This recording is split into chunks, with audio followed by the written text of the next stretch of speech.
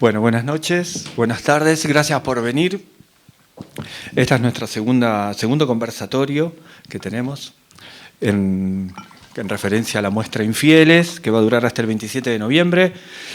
Y en esta segunda charla tenemos el honor de poder contar con 3 artistas que forman parte de la muestra. Los voy a nombrar por orden alfabético. Sergio Vicio, Francisco Garamona y Fabio Casero. Los 3. Un aplauso, por favor. Los 3 parte fundamental de Infieles. Amigos y más allá de eso, grandes artistas. Y bueno, la idea es hacer una charla que en lo posible podamos participar todos, que hagamos preguntas y dialoguemos entre todos en realidad. Que no sea una suerte de monólogo y que sea una cosa aburrida. Bueno, una de los, seguramente ya todos lo saben, uno de los... Hola. ¿Está? ¿Funciona? Acá ya tenemos una intervención de Fabio. ¿Podrías cantar un poco? Sí. Esperá, a ver, ¿qué se te ocurre? Lo que hacían los payasos, uno rojo, otro blanco. Buah.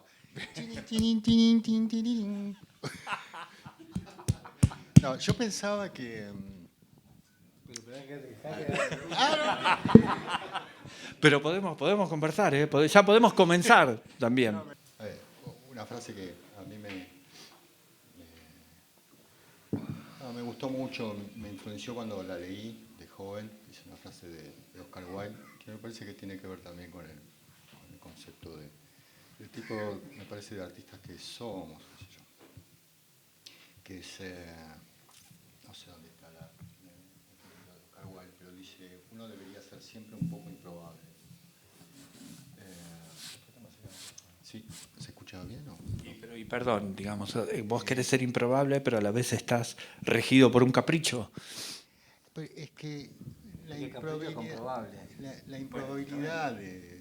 ¿no? Me parece que están muy ligados. Ser improbable es que no esperable, digamos, ¿no? Okay. No, quizás Oscar Wilde lo decía más ampliamente, pero quizás podría insertarse la palabra artista, si se quiere ahí decir, uno debería ser siempre un artista un poco improbable. Bueno, eso me parecía para empezar, que podría verse como desde otro lado, la pareja fidelidad, infidelidad. Y quizás tenga que ver o lo infiel o lo fiel con esa suerte de no poder definir qué es la figura del artista, al menos en aquellos que participan de la muestra. ¿No?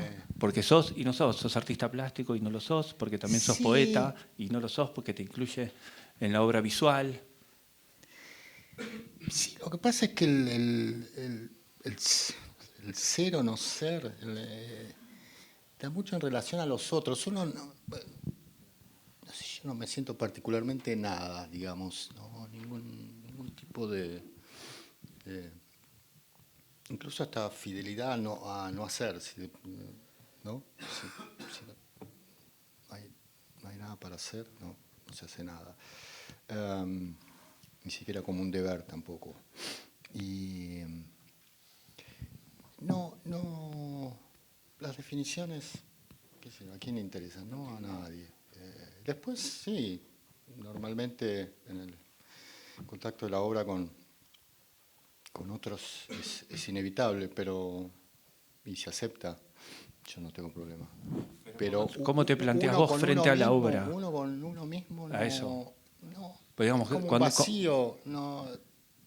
Frente a la hoja en blanco, al momento de la palabra, o frente a la obra plástica. Es que no sé, yo me levanto y no sé qué voy a hacer en el día, te soy sinceramente. Salvo cuando estoy escribiendo, ahí estoy como más concentrado y necesito lo dirijo mucho. Me levanto hasta que me acuesto, estoy escribiendo, pero nada, ningún plan, ningún programa.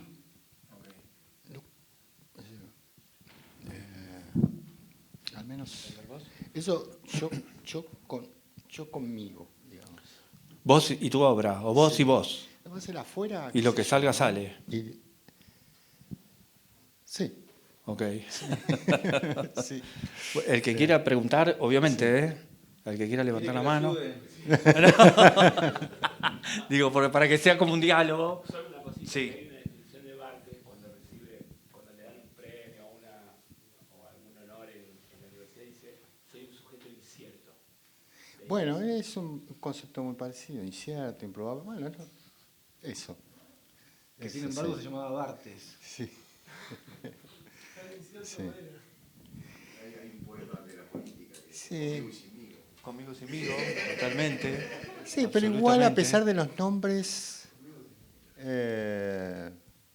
se puede manejar una incerteza para adentro, ¿no? El nombre Tal vez era como un estado de inocencia.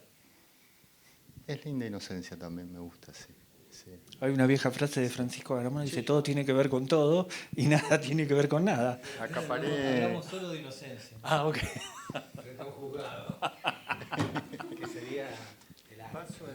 A Francis, si querés. Probable el micrófono. Hablate. Acá Sergio quería hacer un monólogo. Es el Habla, momento Sergio, habla, shakespeariano. No quería hacer un monólogo, pero sí quería contar algo que estuve pensando mucho últimamente. Más que pensando una experiencia que estoy teniendo últimamente, voy a hablar como un pintor. Yo no me considero un pintor, soy un escritor que a veces pinta, que no es lo mismo. Pero bueno, esta mesa viene a raíz de la muestra Infieles, pintores que escriben, escritores que pintan. Y entonces quería contar esta experiencia que veo muy claramente en la práctica de la pintura, pero no para nada en la de la literatura. Y no entiendo por qué, pero bueno, queda abierto eso. Noto con mucha claridad, pero muy claramente, el pintando, el enorme poder de decisión que tiene el espacio sobre la obra, y no solamente sobre la obra, sino además el modo en que el espacio formatea la creatividad en la pintura. Ahora voy a poner un ejemplo. Yo, antes de vivir en la casa en la que vivo ahora, yo vivía en una casa en la que tenía una habitación donde podía pintar. En los últimos años estoy trabajando mucho con pintura sintética, guarrás y esas cosas que hay que tener. Digo, si uno mancha, esa mancha queda. Es como el material hard del pintor, ¿no? El guarrás impregnante y el material sintético, si no lo limpias enseguida, no lo sacás.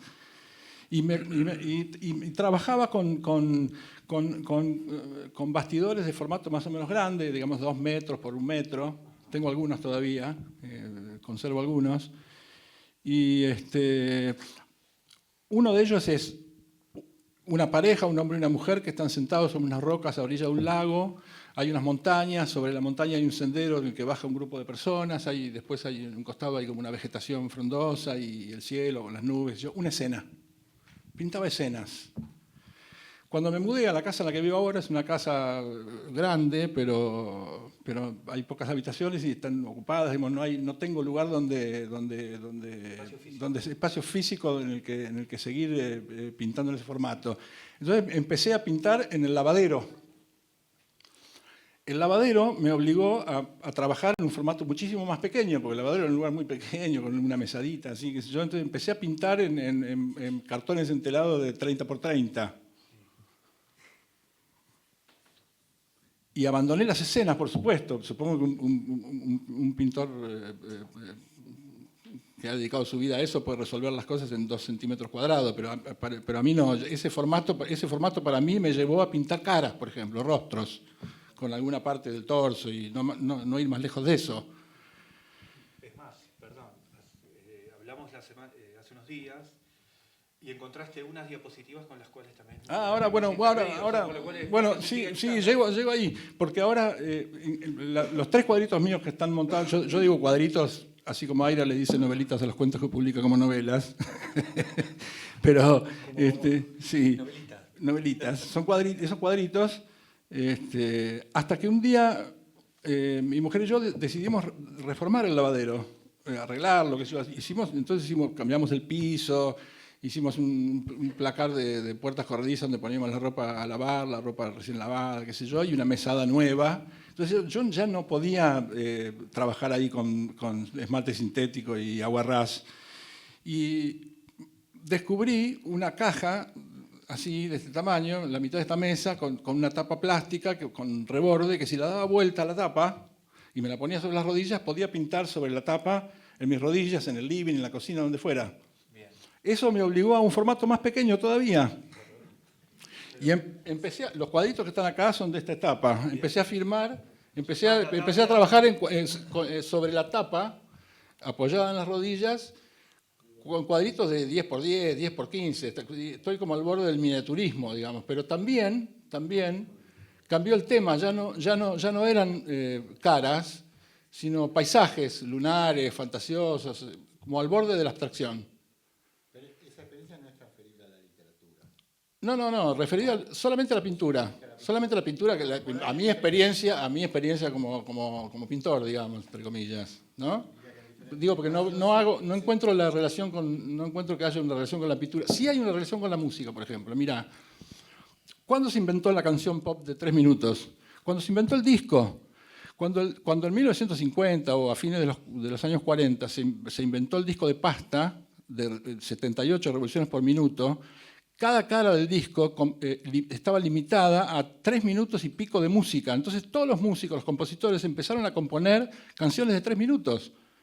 Fue un éxito planetario. No es que antes de la invención del disco no hubiera canciones de 3 minutos, las había, por supuesto, pero ahora fue una cosa que se convirtió en masiva. Y con el de 45 revoluciones por minuto, más todavía, porque eran menos tiempo.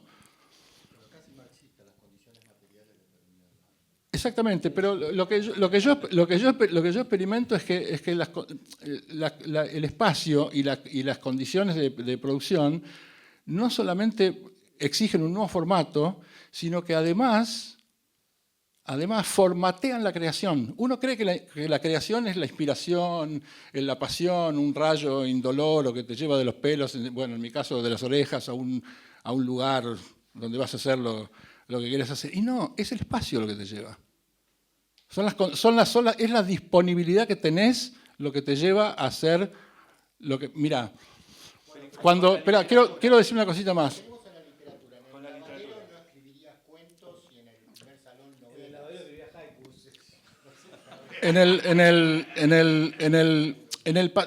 Un día yo estaba pintando. Espera, déjame. Espera, te voy a decir eso. ¿Llueve siempre en tu barrio? Un día yo estaba pintando con la tapa de plástico sobre mis rodillas, un cuadrito así meticuloso, con un pincelito, horas. De golpe levanto la vista y veo a través de la ventana el patio. Yo tengo una parrilla, no de ladrillo, esas parrillas de metal, del tamaño de esta mesa, que se mueven, qué sé yo, ¿viste? Y como con rueditas, para que no se arruine. Yo le había hecho una funda, le hice hacer una funda de plástico para que no se arruine con la lluvia. Eso fue hace 2, 3 semanas. ¿La pintaste? No, entonces dije, pero bueno, ahí tengo un espacio para pintar. En lugar de pintar sobre la tapa plástica, sobre mis rodillas, voy a salir al aire libre a pintar sobre la parrilla. Entonces me fui con los tarros de pintura sintética de la Aguarrás y me compré un cartoncito entelado más grande, como de 50 por 70. ¿Y qué pasó? Me di cuenta que pintaba rapidísimo. ¿Por qué? Porque me estaba cagando de frío.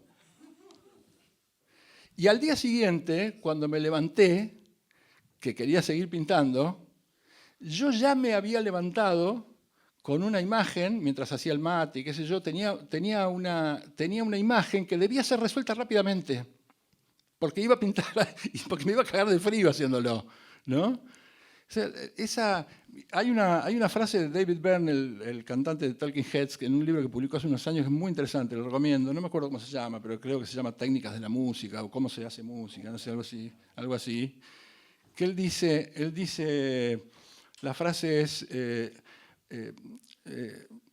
la disponibilidad es la madre del invento. No la inspiración, ni la pasión, la disponibilidad. La disponibilidad de espacios, el contexto en el que lo haces, las condiciones en las que lo haces, esas son las madres del invento, porque eso modifica tu inspiración.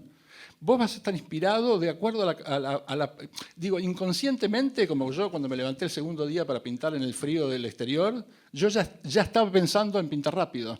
Me convertí en pintor rápido. ¿Puedo decir Esperá, algo? esperá una cosita, el otro día, mirá, ¿Puedo decir algo Sí, claro. que está en contra de todo lo que dicen ustedes? Y bueno. Para mí no hay que pensar el arte en sí mismo, sino ya como una sobrenaturaleza y no pensar si es pequeño el espacio, si es grande, si la guarrá, si la parrilla, si la inocencia, si el estado de no entrega o entrega. Creo que todas esas son como cuestiones psicologicistas, ¿se dice?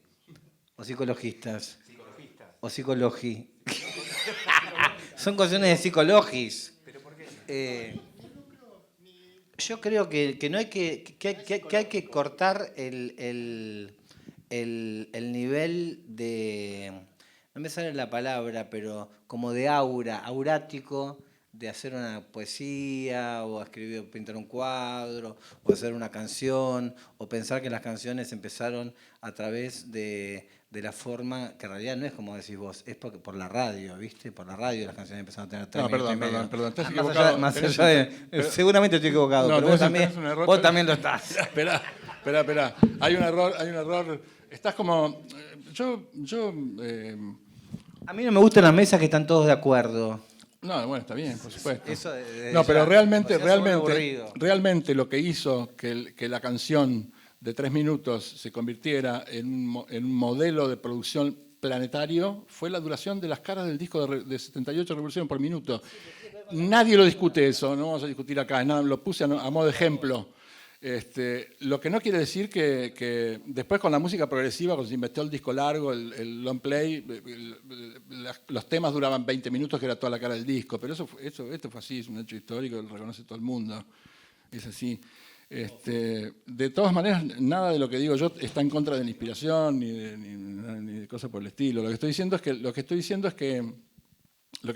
que el poder del contexto, del espacio y de la disponibilidad, como dice David Byrne, es enorme y que nos modifica a los creadores de pintura o de música, nos modifica hasta inconscientemente. Este micrófono no anda. ¿Qué pasa con el museo? ¿Qué va a pasar? Es la buena pregunta. Es mejor. No, lo que te quería preguntar, Sergio, es que de todas maneras, todo eso que decís, no lo transferís a la literatura, para nada. No, pensaba... ¿Dónde está? No, pensaba que yo esto lo veo, por ejemplo, lo veo con mi experiencia como pintor, y lo veo en lo que dicen los músicos sobre la música. Lo veo con toda claridad, eso lo veo absolutamente claro. Pero como escritor no lo veo. Yo pensaba, ¿cuál sería la relación con la literatura? La verdad no la encuentro. Pienso, ¿qué pasaría si yo no tuviera un editor generoso como Francisco, interesado en lo que yo escribo, que quisiera publicarlo? ¿Cómo escribiría? ¿Qué pasaría si nada de lo que escribo yo quisiera ser publicado por nadie? ¿Cómo escribiría yo? Es más, ¿cómo escribiría yo si un día de casualidad escribo una novela que resulta un éxito mundial, comercial, y me hago millonario? Sí, me compraría una casa al lado de un lago con un deck enorme, pero ¿cómo escribiría? Con las manos. Esas son las preguntas, ¿no? Con las manos. Bueno, la mano también está dentro de la... Esto es como dice, vos que citabas frases, eso es como decía, la misma mano que empuña el arado es la mano que empuña la pluma. Eso es una frase de Rimbaud, ¿no? Como que, y dice, este es un siglo de manos, la mano obrera, la mano literata, la mano del pintor. 5 dedos de una mano, eso decía Lautremont. La mano tiene 5 dedos. Ya anda ese. Ahora no anda. Así es el arte, anda o no anda. Pero yo creo que escribirías bien si tuvieras una casa en un lago. Porque tenés un lago en la mente No, igual. normal, digo, ¿qué? ¿Qué escribirías? ¿Cómo Sí, bueno, está como la... ¿Vos crees que escribirías bien en unas condiciones que en otras? Yo creo que no, que las condiciones cambian la manera en que tenés que escribir. Obvio, Bueno, eso obvio, digo, pero... ¿cómo escribirías? Y tal vez no, no es que no escribiría. Si no existiese la computadora, no escribiría directamente, no podría. Ese es un medio. Bueno, está esa idea del medio es el mensaje, ¿no? El medio que tiene que ver sí, con lo que vos decís. El medio determina el mensaje, la forma. Sí, creo que lo modifica inconscientemente incluso, pero bueno. O sea, perdón, el entorno y el medio. El espacio, para un pintor, el espacio. Yo no tengo taller, yo pinto en el Pero lavadero, si ¿viste? pues, No, como no te dice es lo Fabio, mismo, pero yo tuve un taller. lo trasladás a la literatura. No, la literatura Un no. día tenés la compu, al día siguiente te rompe, escribís a mano. Pero no nos quedemos en los espacios igual. ¿En la experiencia? ¿Qué tiene que ver con la experiencia? Bueno, cambiemos de tema. Cambiemos No hay problema. otra cosa. No hay problema, estamos tratando. Cambiemos de tema, Abrí con otra pregunta. Vení siempre a hablar acá. Es que me gustaba esto. Sí, es un tema. Sí. Acá presentamos el libro. Me acordaba de este lugar como mucho más grande. Sí, pero es el mismo. Pero es pequeño. Me gustaba este tema. Sí. A mí, bueno, yo no sé por qué relaciona esta cuestión del soporte o de la necesidad o del espacio con la experiencia. Tengo una pregunta, Sergio. Si fuera un espacio mucho más grande, ¿hablarías distinto? Y probablemente estaría nervioso si hubiera 2.000 personas. Viste, ahí el contexto te modifica, no hay ninguna duda de eso. ¿Qué duda hay? Estás como la cosa material de la obra, como la cuestión material que rodea la obra. No, porque no. ¿Qué podés decirnos del corazón de la obra? No importa si es en un lavadero, si es en un bosque, o si es en tus sueños y que nunca se pintó nada y que sos un loco que soñó que pintaba. ¿Qué pasa con el corazón? Es que el problema que hay en tu pregunta es que solamente pones al corazón en las cosas que no tienen que ver con la materialidad. Y el corazón está en todas partes. Ajá. Cambia de forma, pero está en todas partes, no está en un solo lugar. No, pero pregunto más allá de los medios. ¿Vos crees que David Byrne, ya que lo nombré recién? A David no, Byrne pero lo odio. y bueno, Así que no me importa que diga David Byrne. yo, No lo odio, porque no odio a nadie, pero no me... Pero hablas de corazón como Prefiero no pasión, apoyarlo. Franci, como pasión de escritura. ¿Qué pasa? No, ¿qué escritura? La emotividad de la Todo es escritura. todo es escritura. La pintura es escritura. Recordemos a los primeros pintores rupestres, felizmente anónimos, que en realidad los dibujos eran alfabeto también, ¿no? Como volver un poco a ese Sí, estadio simbolizaban primigenio que donde estaba el pictograma, que por ejemplo, yendo un poco a la otra pata de esta muestra, que es bueno, pintura y escritura. El pictograma era una imagen que, por ejemplo, para hacer un ejemplo básico, no sé, caballo, era un dibujo de un caballo, y no había una palabra para eliminar el vacío conceptual que se creaba entre el animal o la acción o lo que fuera y la cosa misma. Ahí se inventó la palabra, y cuando se inventa la palabra se inventa el desvío, porque frente al pictograma, ¿no? que son cosas que han usado civilizaciones, los egipcios, la gente que ha usado jeroglíficos, los mayas y muchas civilizaciones muy antiguas. Bueno, ¿no? ¿Qué pasa? Es como, tal vez era volver como un pictograma de personas con neurosis. ¿Será como el problema será la neurosis? La neurosis obsesiva, pictogramosis. La neurosis es lo que produce obra, decís. No, la neurosis es lo que produce la neurosis, supongo. Es una patología. No, ni siquiera, no, la neurosis es, capaz que acá hay algún psicólogo o psicóloga que nos pueda ayudar un poco con el tema, pero parece que la neurosis es estar sano. Ajá. O sana. Pero digo, Voy- la decisión entre el objeto y la palabra que la nombra, esa decisión es la que produce arte. Cuando, por ejemplo, se perdió el código en que se hablaba en la lengua de los humanos que inventaron el arte rupestre, seguramente había un código que interpretaba y generaba historias a partir de esos signos, de esas cuestiones labradas en la piedra. Y cuando perdimos ese signo primigenio que identificaba incluso adánicamente o primigeniamente, para no irse a lo bíblico, gracias a acá me ayuda mi apuntador, cuando se perdió el código de la imagen y la palabra, surgió la palabra, y al perderse ese código, en ese vacío ontológico, que es una palabra que estoy usando mucho últimamente, no sé por qué, pues la conozco desde siempre, pero viste que hay palabras que se te ponen en la mente por una temporada, tal vez entre esa separación entre el objeto o el ser y su palabra que la nombra, en ese vacío Sí. empezó la idea de la obra de arte. Sí, probablemente. Y tal vez eso sea un poco lo que... Sí, bueno, lo que quizás la surge poesía. acá, O la poesía es eso, ¿no? Sí. No, la Un poco, poesía- la digo, po- en el sentido de desautomatizar No sé el si eso, lenguaje pero cotidiano, hay un digamos. lenguaje perdido que uno quiere volver. Y tal vez también con la pintura. Es como una frase, es como esos sables que a la vez son una vaina, ¿no? Que habría que inventarlos si no existen. Sí, Que son bueno, sables y son fundas de sables Sí. donde podés meter un sable. Sí, sí. Un sable para... Bueno, pero. Perdón. No, ¿qué mejor para un sable? ¿Qué mejor para un sable? Otro sable.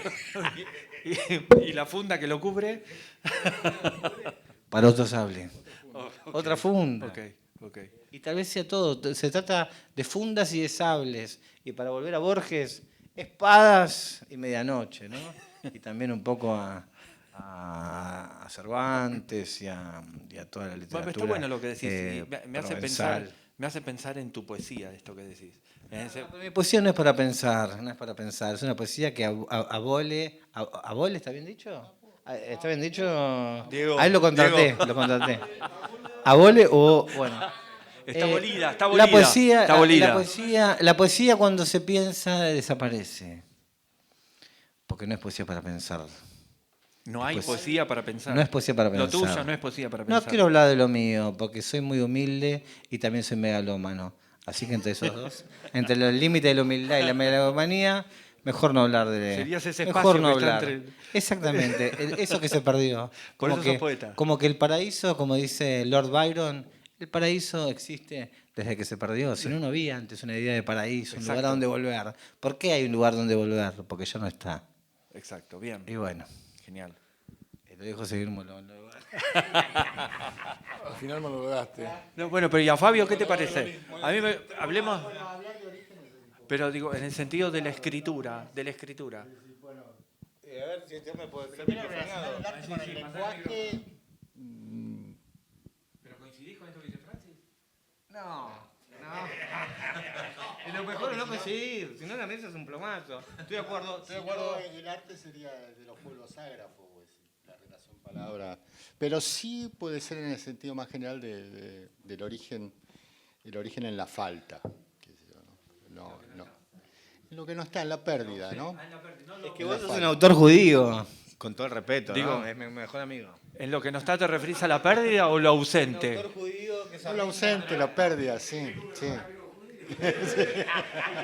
Y otro gay.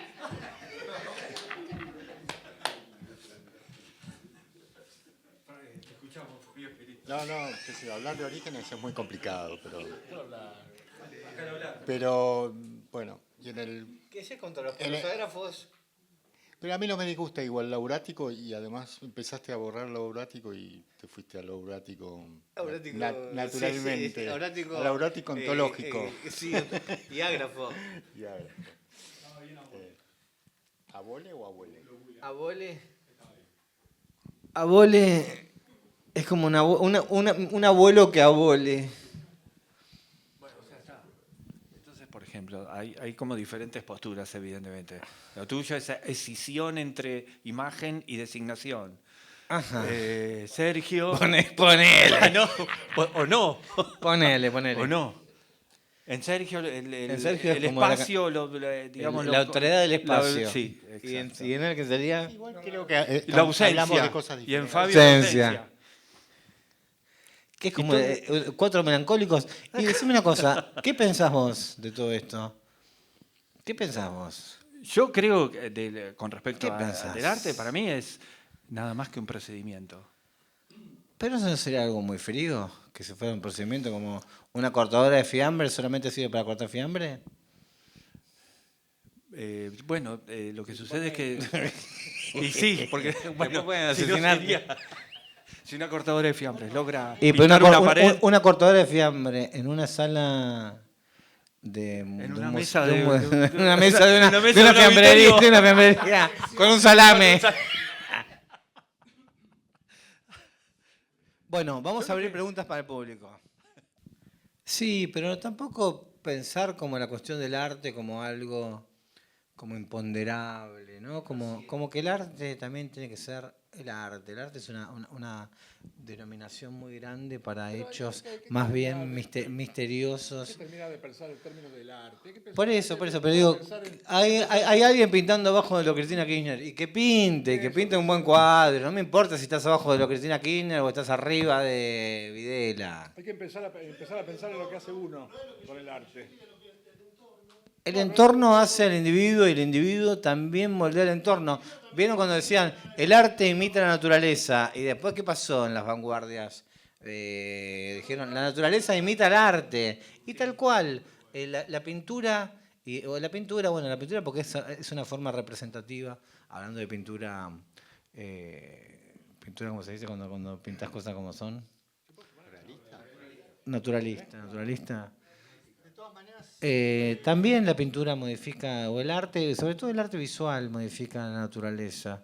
Podemos ver como acantilados a partir de la óptica de algunos pintores que han pintado acantilados. Como que también el arte, esa palabra que recién decía que es una palabra muy engolada y muy englobadora y que al final no dice nada. Como decían acá los hippies, ¿no? ¿Qué es el arte? ¿No? Es cagarse de frío. Pero digo, como que también la sobrenaturaleza, perdón, ya termino la idea. La sobrenaturaleza humana domina o domenia, si quisiéramos ser más castizos para mi amiga Pequi, domina a la naturaleza, y uno ve la naturaleza mediada a través de la naturaleza o procesos del cuerpo, o lo que fuera, atmosféricos. ¿Qué tienen que ver con la naturaleza? A fin de cuentas, porque todo tiene que ver con la naturaleza. El gran problema del ser humano es que nos pensamos como separados de la naturaleza y no nos damos cuenta de que somos una hebra más de este telar infinito que hace que nuestros semejantes sean los animales y son todos. Y nosotros nos servimos de la naturaleza de una forma destructiva y impulsiva y muy negativa, pero porque pensamos, pero sin querer irme por las ramas, también diciendo lo opuesto a lo que había dicho antes, el arte también es una muy buena escuela del ojo para poder sentir la naturaleza, porque como somos parte de la naturaleza, aunque eso esté de alguna forma muy relegado y muy olvidado y mancillado y negado, en realidad todos vibramos de una forma en donde habría de ser posible una comunión total con las moléculas. ¿Qué hace? Volviendo al tema de la pintura, ¿no? Que fue lo que se habló.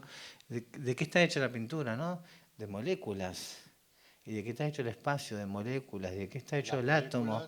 Las moléculas... De arte, sí.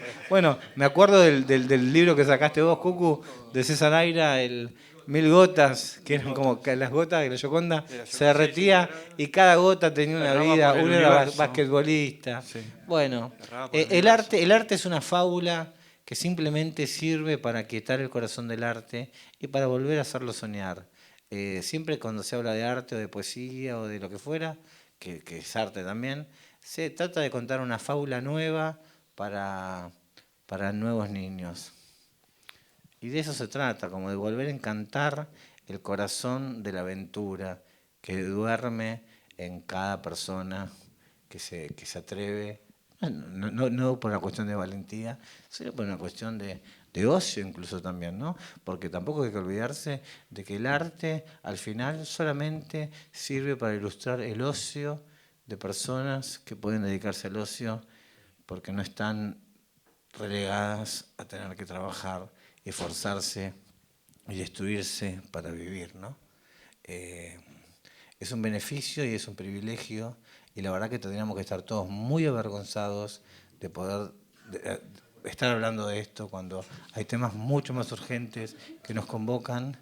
Pero bueno, así es la vida. Es de pareja, la mano de las cartas viene despareja. Bueno, ¿Alguien quiere hacer alguna pregunta, algo? ¿Comentar algo? ¿Diego? Si yo tengo un baño chiquito. ¿Un qué? Un baño chiquito, ¿me servirá para pintar? ¿Para pintar? Sí. Bueno, hacé la prueba. Valium. Tomate un Valium. baño chiquito.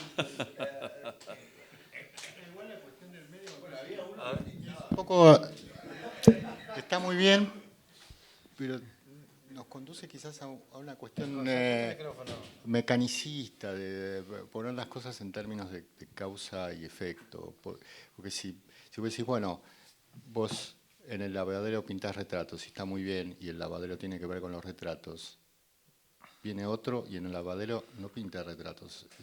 Podemos poner el acento en otro lado también, no solo en el medio. ¿No? Hablo de una experiencia personal. Claro, pero En contra de... si la generalizamos, yo te entiendo que el retrato está el lavadero está en relación con el retrato, pero el medio, porque si no se reduce todo un mecanismo. Bueno, entonces cada uno que entra a ese lavadero pinta retratos. El nuevo proyecto de Sergio va a ser esto, hacer Me obra encanta. con diapositivas. O sea, ¿qué encanta. saldrá acá? Sí. Que podemos imaginar. Quiero decir que el acento puede estar justamente del lado contrario, más bien de la subjetividad más pura. No, yo lo que dije es, yo lo que traté de hacer es una, sí, sé que lo entendiste.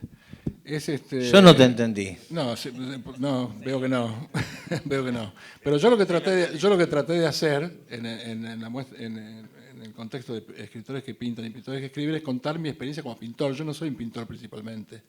Contar mi experiencia como pintor y las cosas que veo pintando con toda claridad que no veo cuando escribo.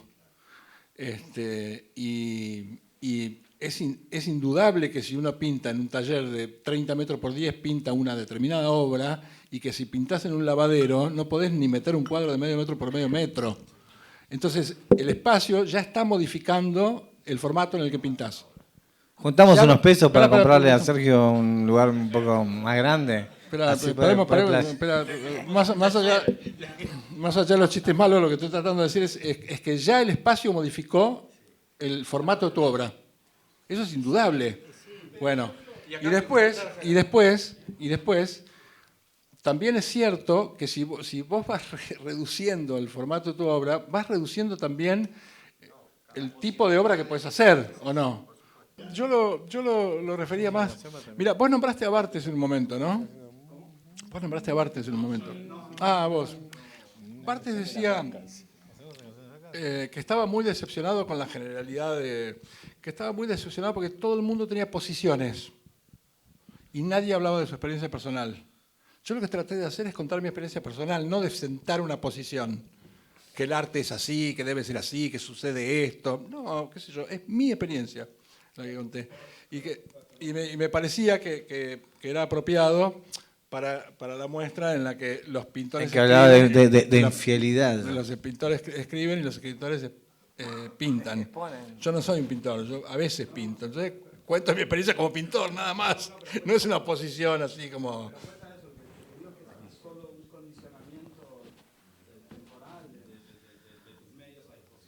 Absolutamente, como decís vos, que todo depende de los medios y de poder tener como algo de sobra para poder producir y querer hacer algo. Tal cual, tenés mucha razón, Diego. Y vos siempre sos un hombre ecuménico. ¿Sabes lo que quiere decir ecuménico? Yo lo aprendí hace poco. ¿Qué quiere decir, Elena? ¿Qué quiere decir? ¿Sabés qué quiere decir? Que juntás a todos. Y para terminar, vamos a hacer una canción de vacas. Toma. ¿De vacas? ¿De vacas?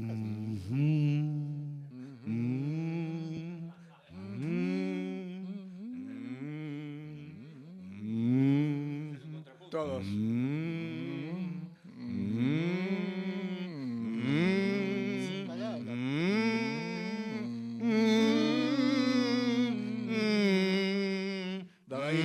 Dadaísmo 2022.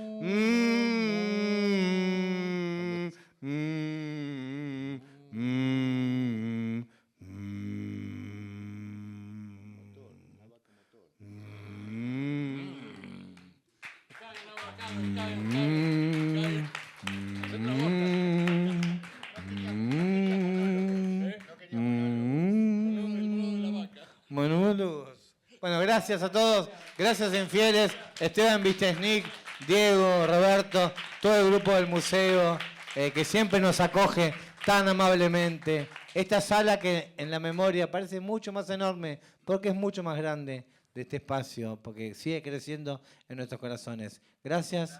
Gracias a ustedes, amigues, amigas, amigos.